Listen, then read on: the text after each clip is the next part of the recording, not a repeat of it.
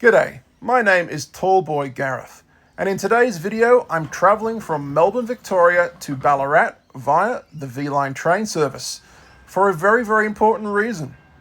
We're here to visit the Ballarat Tramway Museum. What a shocker, right? I'm definitely a bit of a railway nut. So in today's video we're going to be interviewing a couple of the rail volunteers, getting some amazing stories and looking at some of their beautiful trams and their history, as well as actually riding two of their trams around their track. And at the very end of the video, I actually find a dinosaur in Ballarat while walking around, so you're not going to want to miss that one. An actual dinosaur. I hope you enjoy. It's just past 8, and I've got 10 minutes to catch my train. We're going to Ballarat, baby. Why? Because of a tram museum. So I just asked the guy, apparently the train in front will be leaving before us, so then we can leave after, if that makes any sense. Gotta try and get a shot of these two trains decoupling from each other.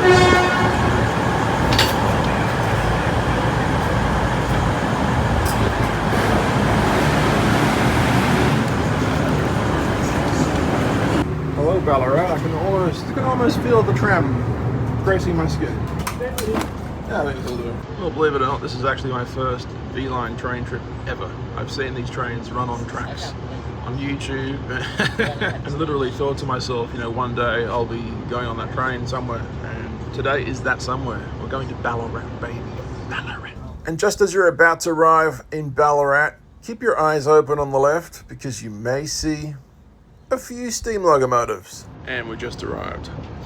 Yes. Wow, this place, this station, the thing above me, it reminds me of many stations in England. Me and my mum travelled around England on a bus, and we went to many different stations as well around England, and yeah, just like that. Not gonna lie, really impressed with Ballarat Station so far. Truly something I've never seen in Australia before. This is definitely an English station, smack bang in the middle-ish of Victoria-ish.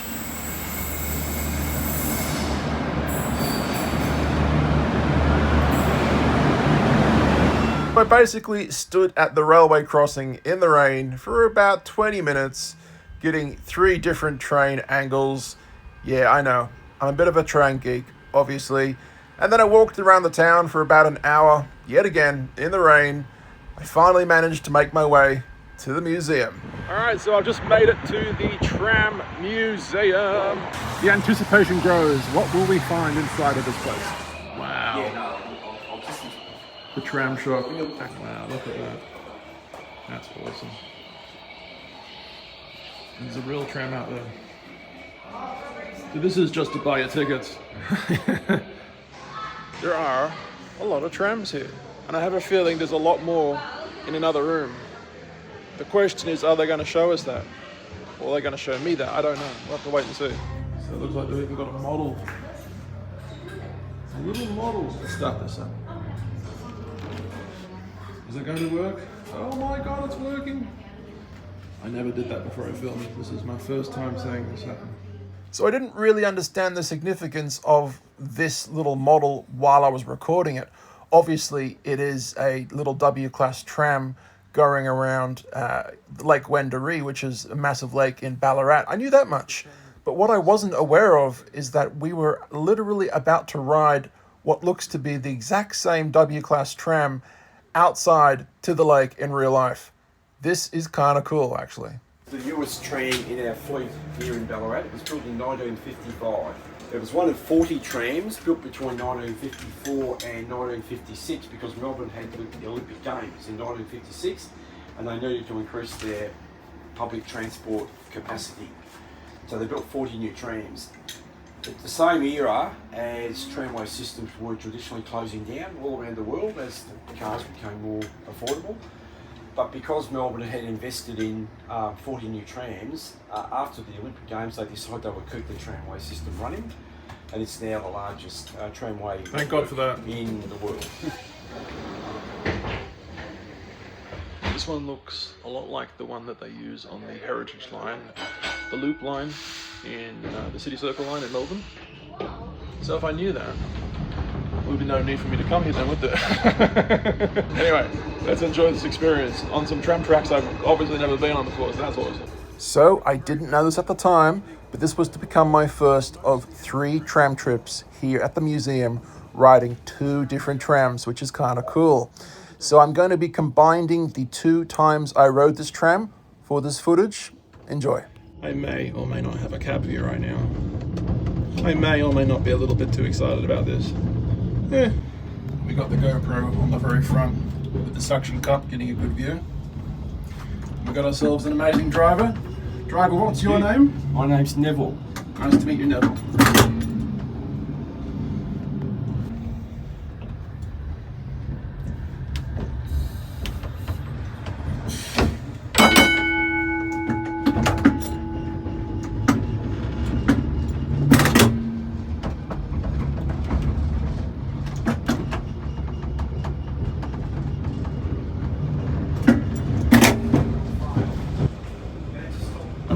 Signs. I want one for my own back garden. Ooh, we've got some tram. We've got a tram on the left. Neville doesn't realise it, but he's actually my new best friend right now. So thank you, Neville.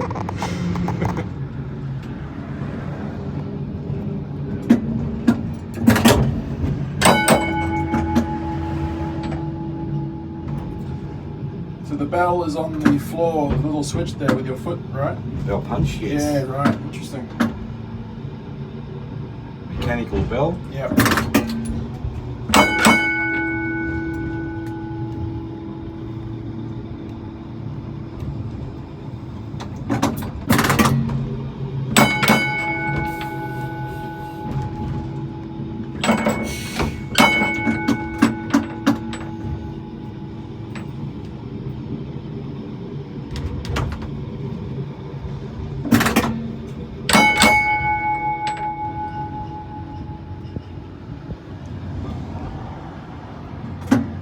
As you guys may or may not know, my YouTube channel is Tall Boy Gareth, obviously because I am a tall boy. Yes. And as I stand in this compartment right here, there's just a little bit of headroom for me. Thankfully, there is a bit of headroom, but I wouldn't say it's a whole lot.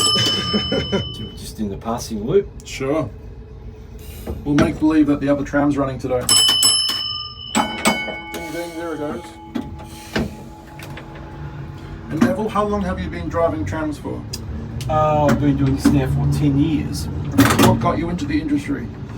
I worked for the fire brigade in my working career, which was a part volunteer, part paid service. Like the SES or? No, CFA. Sure. And when I retired, I had time available, so I walked into the Tram Museum one day and was made to feel most welcome, and it had a really good feel about it, so I thought, okay, this will do me. So I was trained as a conductor and then trained as a driver, so I've been driving now for about just coming up 10 years. And for anyone who wanted to become a tram conductor, whether it be public transport or even in the museum, how long is the training roughly, do you think? The training for a conductor is, depending on how much time the person's got, could be done within probably 3 or 4 weeks. 3 or 4 weeks? There's quite stringent medical requirements for both conductor and even more so for drivers. Sure. So the medical part of it needs to be worked through as well. Sure. And to become a driver, it requires quite a few weeks. You have to do quite a few hours of actually in-service supervised training. So depending on the time availability of the individual, that can be done in a shorter time, or if their time availability is not so great, it will take longer. Sure. It's always good to be sure that the driver has got the skills needed to operate the machinery. Correct. Yeah. Yes. I pretty much need to work out if there's any accommodation here that will take me for about 3 to 4 weeks, because that's pretty much the time I need. So if anyone wants to house me for 3 to 4 weeks, I'm cool. End of the current line, 1.3 kilometres, but it used to continue further around the lake, 6 kilometres around the lake, and it used to run 4 of it in when the tramway was running, and that was part of 24 kilometres of tramway in Ballarat. 24, wow. If only they kept it all, that would have been amazing. So some very stupid decisions made in the 1970s when the system was closing down. Absolutely. There was a golden opportunity to retain part of it as a tourist and heritage service, and it would have, the tracks were already running through most of the good parts of that heritage parts of Ballarat. Right. And to go to Sovereign Hill would only required probably another 1.5 kilometres or thereabouts of tramway. Right. And that would have given a hop-on, hop-off service for Sovereign Hill, the CBD, wow. And the Lakes and Gardens precinct, as well as the tramway. I'm honestly hoping that someday some miracle can happen that where you guys end up getting more track laid, or getting the funding for it at least. Yes. I think the cost benefit probably wouldn't stack up. So sure. Yeah. Oh, well, if we can make it happen, if there's anyone on YouTube watching this right now, got a few spare $1 million. Absolutely. Yeah. Okay, so this one's the sand, and this one's the bell. So I'm going to give it my best shot right now. Here we go. Ready? That could have been better. But anyway, there we go. Done it. So we've reached the dead end at the moment, and they're helping the kids do the pole. This was the front, right? But now it's going to be the back. So we got to relocate the pole.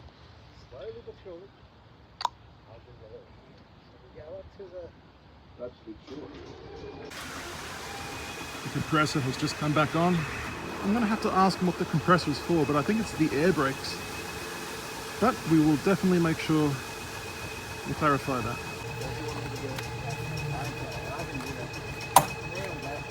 Very, very nice. Now the problem is we've got two poles up in here, we're going to have to have one. So what are you going to do at the other end? Take it off. So I'm pretty sure the guy was saying that the Ballarat Tram Museum has 1.3 kilometres roughly of tram line reserved. Apparently it was like roughly 25 kilometres back in the day. Wow. Apparently the council people wanted 100% of the trams removed, but thankfully the people back in the day ended up lobbying against that and creating a museum, right, which is now the Ballarat Tramway Museum. Thankfully, because of that lobbying, we now have this heritage system, and apparently they actually do want to extend it maybe a kilometre and a half a bit further, but that may be for a future day. So the tram used to go around this lake apparently. Gosh, can you imagine if they still had it running? Now mind you guys, most times they're actually running 2 trams. I just happened to come on the day where it's only 1 tram. Just my luck. It doesn't really matter though. We're getting some great footage of not just the museum, but of course this tram and the track. It's a really awesome little setup. If you've never been, you obviously need to come, right? Just next to where the terminus. Just next to where the terminus is. Let's get some interesting information here. If anyone wants to read that, please pause the video. And you should be able to inspect it to your heart's content. But right now we're going to go jump back on the tram. Yes, they do. Thankfully they do. Thankfully, like I said, thankfully those volunteers made this museum to what it is today. If you're someone who's an enthusiast, right? Tram enthusiast who wants to get your ball rolling, right? Regarding fixing and helping maintain trams and rail history, see if they need some help. I reckon they'll say yes. Will they pay you? Probably not. It's basically unpaid work. But you know, do you know what you get in return? You get the love of knowing that you're helping a tram carriage better itself in the future. I don't even know what I'm saying anymore. Who wants to go fast? Me, definitely me.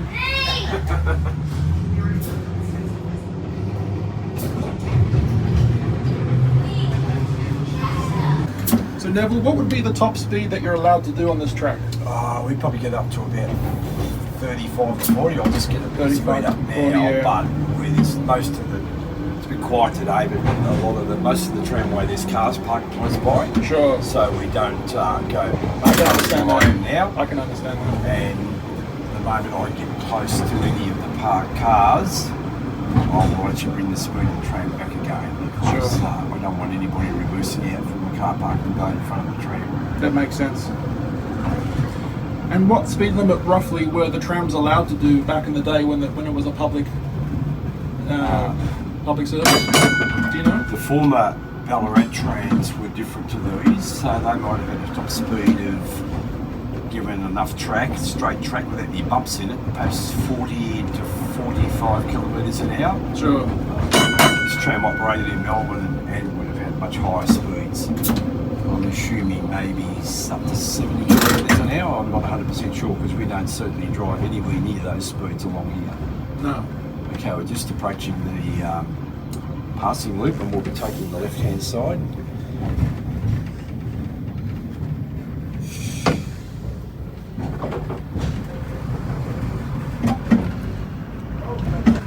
This is the passing loop where they allow multiple trams to run on the track. But today they're only just running one.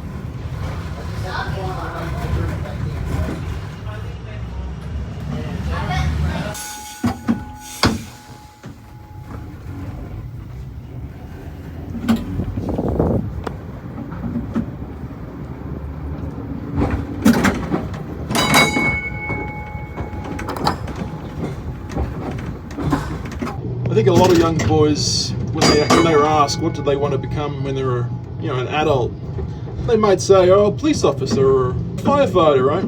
Maybe me, I probably would have said tram driver or train driver. So this is probably the closest to my dream I'll ever get.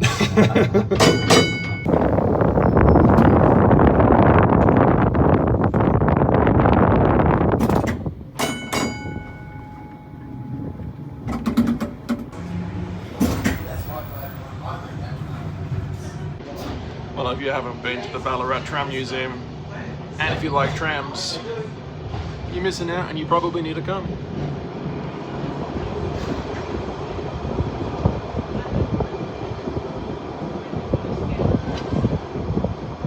So different today, hey, compared to yesterday with it's like 40 degrees or something, wasn't it? Yes. Yeah.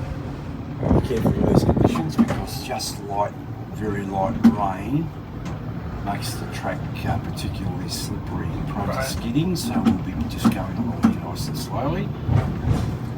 Is it true that leaves on the track makes the tram more slippery as well? Absolutely. Yeah. So we have a problem along here with the trees being above the tramways drop their leaves, and there's also pines in the trees that put needles on the track. Sure. They get squashed into the rail, it's like soap, and it becomes very, very slippery.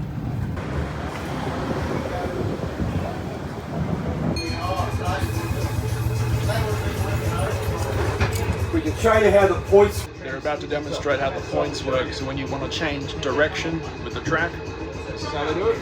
Okay, when we're running two trams, we actually run up to the end of the line, just up around that curve there, and then come back again. But you were talking about the steering wheel on the tram, which is actually the brakes. So the way it works is the weight of the tram sits on the top of the rail, but the bottom of the tram wheel has got a flange on it that comes down like that, and it sits down in here. So that will steer where the tram goes. So at the moment, if I drove that tram forward, we can either go straight or we can go around the curve. Which way is it going to go? There's the curve. Okay, so if we wanted to go straight ahead, if you just watch what happens, just here, just stand back a bit because sometimes the water splash, just stand back there. I don't want to put on the brake, you're watching. Okay, so now, tram would go straight ahead, but we don't want to go that way, so we'll put it back where it was. Like that. That's so cool. Are you from Melbourne? Yeah. So in Melbourne, that's done electrically from the cabin of the tram. So the tram will stop.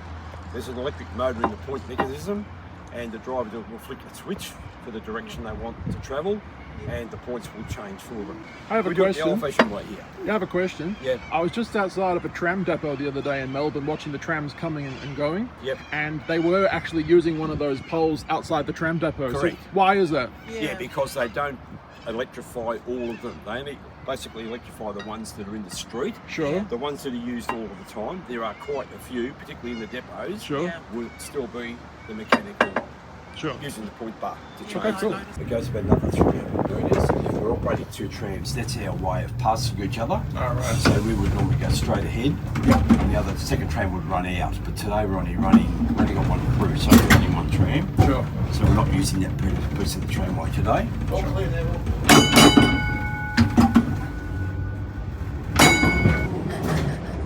Sorry. Hey, All clear, Neville.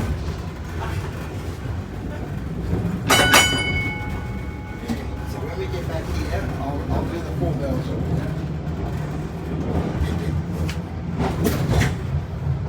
I think 4 bells means lunchtime. I think so too.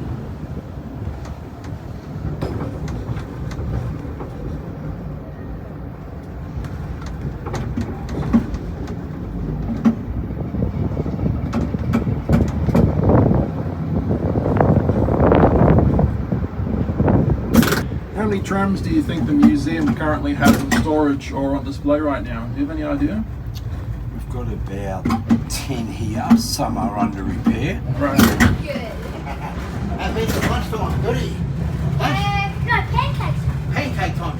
Yeah, Neville's pancake time. That's it. Yeah. Thank you, sir, for your absolute amazing help. Okay, thank you for your It interest. was a great trip. Thank you. I've got a question about the compressor noises that we're constantly hearing. What exactly is that used for? What's the compressor actually do?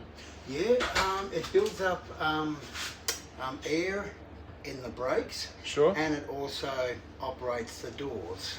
So the doors are pneumatic. Is that the right word, pneumatic, or is it? Yes. Yes. Yep. Okay. There you go. I was right. What was your name again? My name's Matthew. Thank you, Matthew. You're welcome. Here's some information about the Ballarat Tramway Museum. The beginnings and their conductors. They were very musically talented, apparently, because a conductor uses his wand to conduct. It's a stupid joke. Here's a quick still of the Mount Pleasant line. Can you imagine if they'd kept it in operation today? Wow. Ballarat Council, if you're watching this video, get your money out and build this infrastructure back. The amount of tourists that you will bring in that'll be willing to stay the night, spend more than one day here, you know what I'm saying? This will feed your economy significantly. Just like that movie, Field of Dreams. If you build it, they will come, or I will come, or everybody will come. I'm going to stop saying that word now. Let's go. What have we got through door number 1? Oh, very interesting. Look at those beauties. Huh?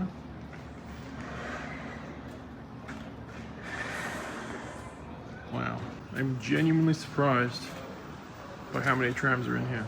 I mean, these trams aren't just beautiful history. I mean, these trams were used to transport potentially millions and millions of people over their lifetime, right? And thankfully, because of the volunteers that are not just here in this museum, but other museums around here, around Australia, the world potentially, thankfully, because of these volunteers, the newer generation, we were able to continue riding on these trams, which gave joy to a lot of people back in the day. And let's face it, it was probably very packed and very busy when they had to go to work back 50 years ago plus. So maybe it didn't give them joy, but it gives us joy. I also remember when I went to San Francisco with my parents, going back a little bit now, we went on the city area, which has a free tram which takes the tourists to locations. But the thing is though, they've actually got a bunch of different old trams from around the world, including their own American cities, right? But strangely enough, in San Francisco, there is a tram from Melbourne. I'm pretty sure we rode on that one a couple of times. So that was awesome. And believe it or not, from my own point of view, that was my first time actually riding a Melbourne tram, because at that point in time, 20 years ago when we went on that holiday, I hadn't actually been to Melbourne at that point in time. So to go on a Melbourne tram in San Francisco for the first time, I mean, that was kind of weird and special all at the same time. All right, so we're currently in the back part of the tram shed. Slowly make our way from one side to the other, and we'll see every tram from this point of view at least. Truly surprised by how many trams are actually in this building. Very impressed. I was thinking maybe, 4 or 5. It's so amazing to see all these. They are literally beautiful to look at. Are they not? Maybe it's just me. Maybe it's just me who feels that way. Hopefully it's not just me. Hopefully other people feel the same way. We got a lot of spare parts here for fixing things that need to be fixed. And let's face it, when you've got yourself a tram museum with all of these trams in this building, you need all the spare parts you can get your hands on.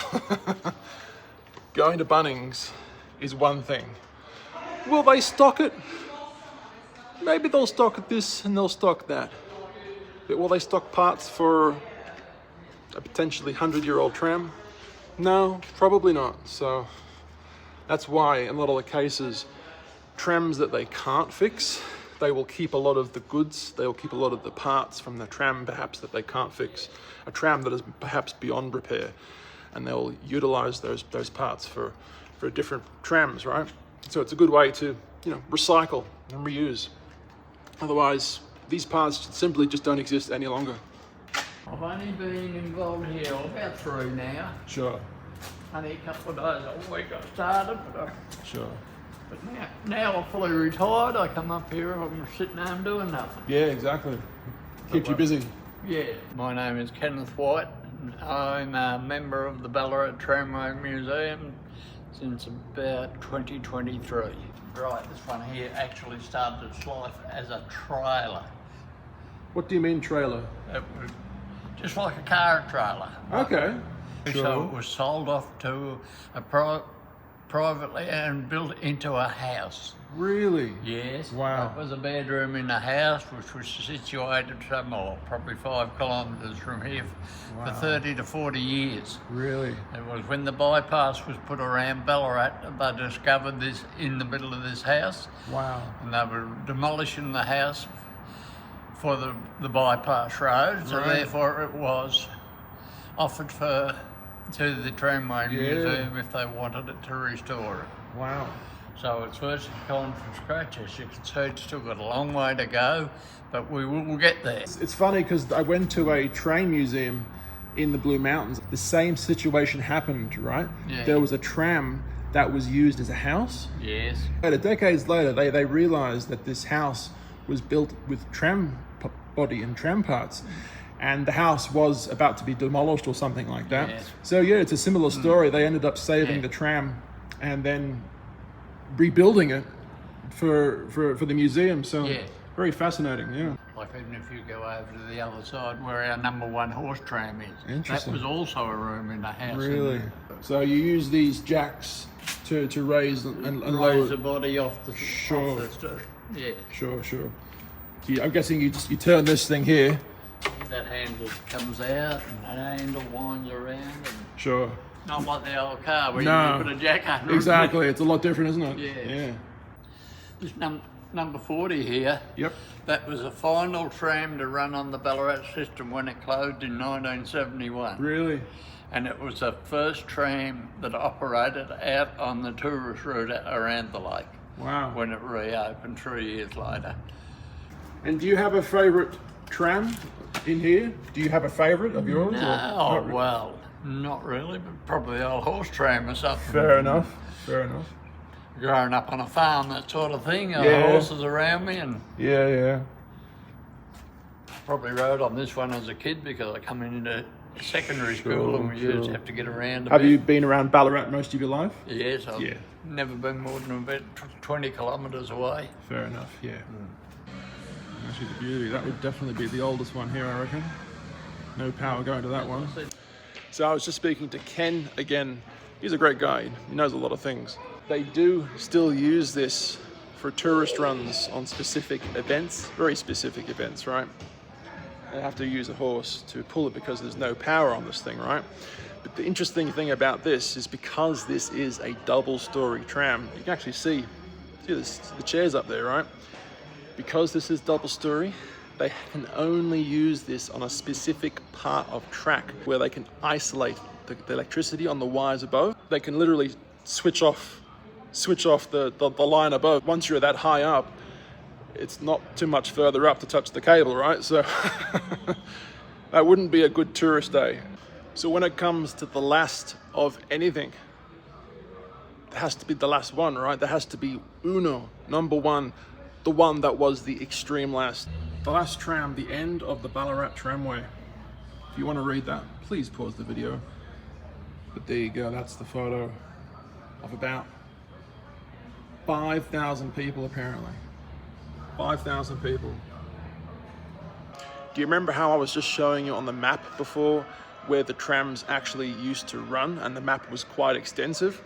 This is an interactive map, and by clicking different time periods you can see when the trams were huge and then when they were, really cut back. Let's have a look. And now going to the modern era, and I'm pretty sure this is going to be a devastating picture. Get ready for this. Damn. Wow. One more time. Wow. What used to be is now only this.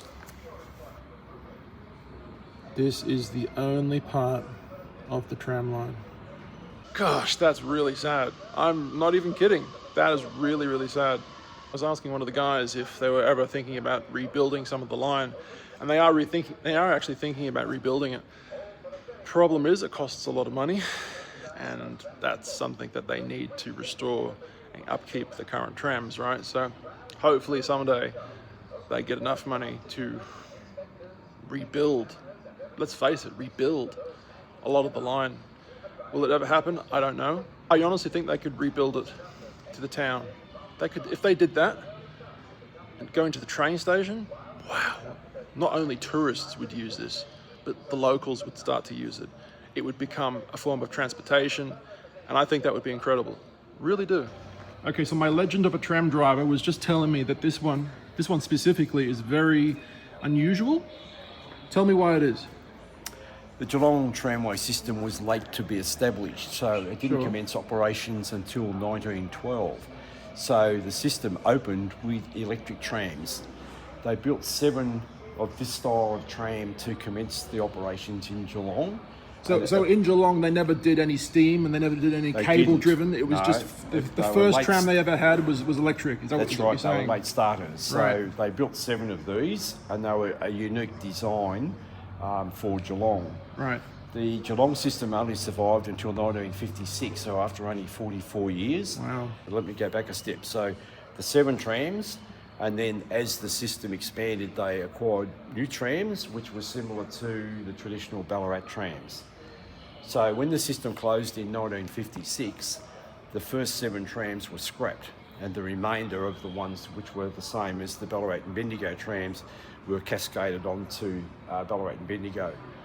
So this tram was stripped of its components and it was sold to a farmer out of Geelong, and he filled it up with fodder and he would feed his animals out of the tram window. Wow.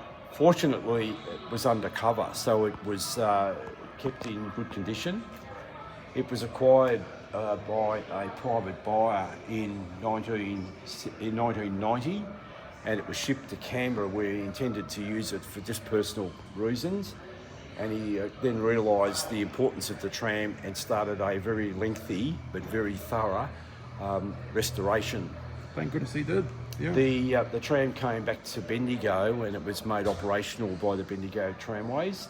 And because there's nothing left in Geelong to signify that they ever had trams, it was gifted to the Ballarat Tramway Museum. Wow. So whilst it takes pride of place in our display hall, we do operate this tram a couple of days a year. So it is fully operational, and it's also an example of a very thorough, meticulous restoration, and is certainly a showcase for tram restoration and preservation in Australia. Amazing. So if you've ever been on a Sydney train, the double-deckers, right, you'll know that most of them, not all of them, but most of them have chairs or seats that go backwards and forwards, depending on which way you want to travel, right? Who wants to travel backwards? A psychopath probably does. I always face forwards, obviously, right? So anyway, these ones, they do the same thing. See, Geelong knew what to do, right? Except, of course, when it came to the end of their tram system, They clearly did know what to do. They scrapped the whole thing. Why? There's one problem I would see if I was riding this back in the day. If I was one of the old timers riding this back in the day, right? How do I get to my family members from this point? I have to actually physically get out of the tram to then go around to then go on the other side. That's my only flaw with this situation. So these were private operators. They were. Right. So in this case here, it was the Melbourne Electric Supply Company. And this is their logo with the M, the E, the S, and the C. It's almost so hard to see it, isn't it? It is, but when you look closely, you can see it. So it's Melbourne Electric Supply Company. Wow, if you weren't looking for it, you wouldn't really see it. Yeah, interesting. You know when you go on Amazon or eBay and you buy that thing that you really wanted? Maybe it was some clothing, maybe it was a toy. And you look at the tag and the tag says, made in China, made in Japan, made in wherever. It's amazing to see that this thing is actually made in Australia. So an all Australian made truck or bogie. So the motors were built in Sydney and different other parts were made in Newcastle and even Melbourne. Basically, all the parts sourced from Australia, Australian made. Look at that. We've all seen videos of a car crashing, right? Whether it be on a movie or in real life, right? What about trams? Trams are a piece of road infrastructure, right? A piece of moving road infrastructure which can crash, right? Let's have a look at this. So a tram has obviously crashed into a car. And if anyone wants to pause that and read it, you're more than welcome to. But over the years, right, 133 injuries have occurred, 296 collisions, and 4 deaths have happened. Damn. Check this out. I've never seen one of them before. It's a tow truck with the ability to have people working up on the wires or installing the wires. Wow. And check out the gears and the teeth. This thing was obviously rotatable, right? And they were able to rotate this using probably hand cranks. Check out that photo of all the guys sitting on top of the truck and near it. There's a picture of them working on it. But you know, tower trucks are essential tramway equipment. Their raised platforms are used to both construct and maintain the 600-volt DC system of overhead electrical wires. There you go. It was first used on the Sydney tramway network and was one of 6 sold for use in Melbourne. Just think at one point, this would have been energized. This would have been 600 volts, which would definitely hurt you.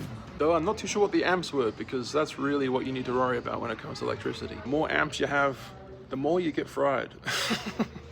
So I was just having a quick read of this. So when Ballarat closed its railway, or its tramway in 1971, a lot of their trams either went to scrap or they went to other museums, perhaps around Australia. Some of them were even abandoned and just left to rot in the bush, right? What are you going to do with an old car once you don't want to use it anymore? You're just going to leave it there, right? That's what they did with a lot of trams. Thankfully, they did that. I know that sounds strange, but thankfully they did that with this particular tram because, yes, it's a little beaten up, but we still have it today. It's still here. It still exists. We can still touch it and ride it, right? It might not work. It does need some work on. It needs to be worked on, but it's here, it's physically here, which is awesome, right? The sun and the rain was on it every day. Look at that. Look at that. Question is, am I allowed on there? Well, one way to find out. I think the answer is yes. Wow, check out the chairs. The leather chairs are completely all torn.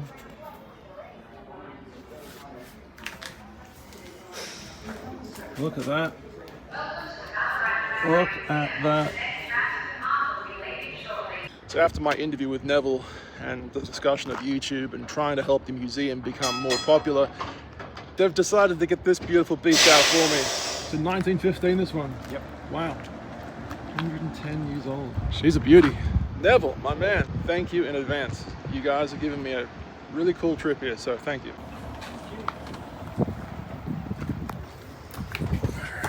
Just waiting for the conductor to watch. Sure, no worries. Well, I'm definitely pleased they got the other one out. That's awesome. Thank you again, guys. And I'm gonna be honest, I like this one more than the other one, simply because you can actually smell the history 100%. Like there's a definite smell of old wood, old metal, the leather. You can smell, literally smell the history on this particular tram.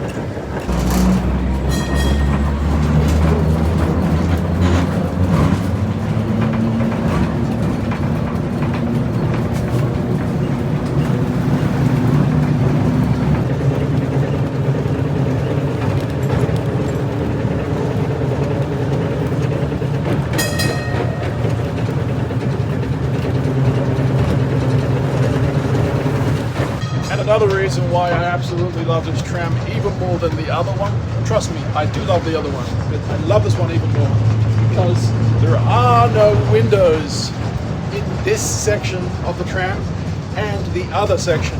And the fact that there's an open space right there makes me very happy, because I think in today's day and age, there's such a thing called over safety, overly safety conscious. Do you know what I mean? Like, can you imagine going back in the past 100 years? Let's say, for example, you're in Doc Brown and Marty McFly's DeLorean, right? If you could go back and ride one of these trams with all the people living there in that day and age, they'd all be sticking their head out and stuff, and it'd be just such an amazing sight to see. So trams have been running along here for 138 years. Wow. Ballarat had 24 kilometres of tramway. It was the second longest provincial system in Australia, and most of it was single track. So if you look behind us, you'll see it's only one set of rails, and the same in front of us. That gives brakes to the brakes. Yeah, so you will be hearing that more.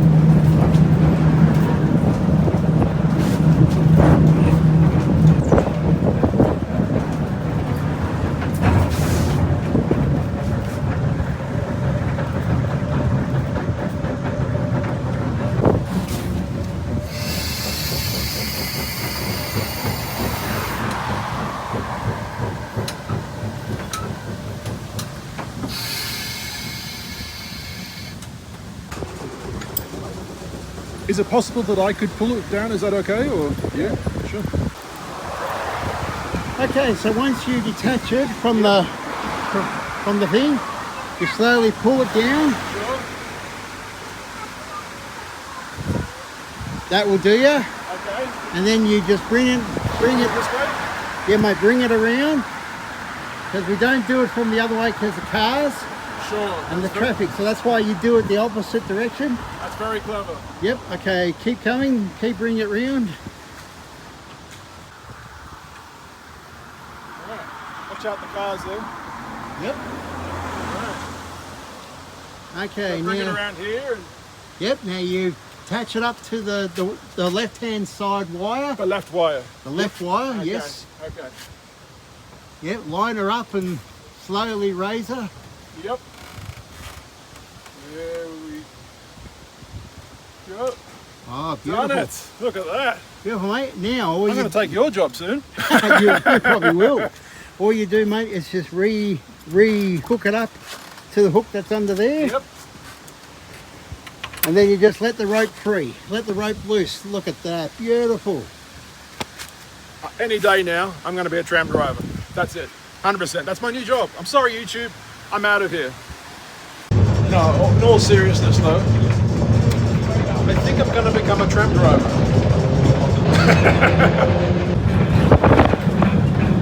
You can actually feel the vibrations through my feet on the floor. This is history right here. This really is history.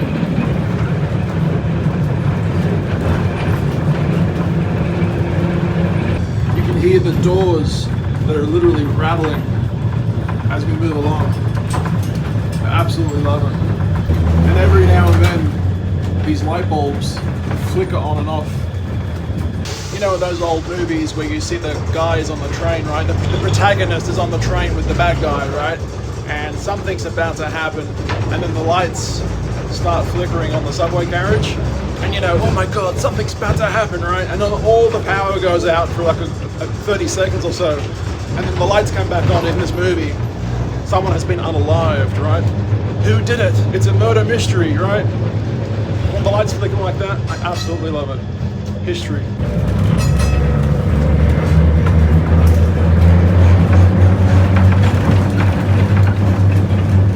So, everybody on YouTube, if you ever come to Ballarat, please visit the Lake Windaree and the historic Ballarat Tramway Museum.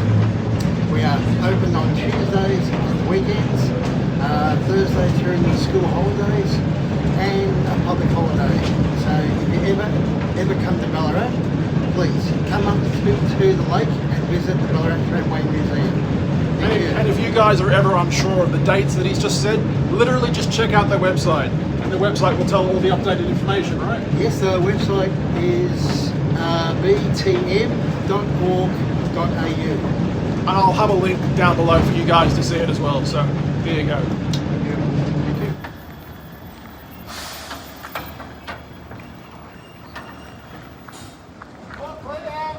Alright guys, thank you for watching here at the Ballarat Tram Museum. If you did like this video, don't forget to give us a like and a subscribe if you're not already. Why are you not already subscribed? What are you waiting for? I've been Tall. My name's Gareth, and I shall see you for the next adventure, wherever it may be. Bye guys.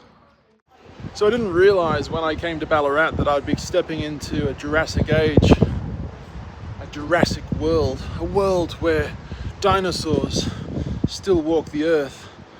What the hell is that doing there?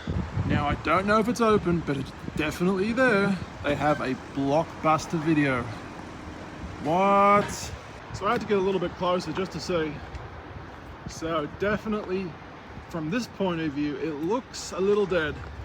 But you know what? When you think about it, technically all dinosaurs are currently dead, so it's a dinosaur.